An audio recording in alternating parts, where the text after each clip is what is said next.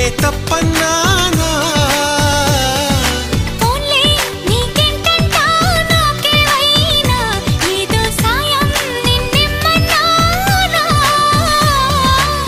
వలపంటే నిప్పు లాంటిది కలకాలం దాచలేనిది సలహా విని ఒప్పుకోవే ఇక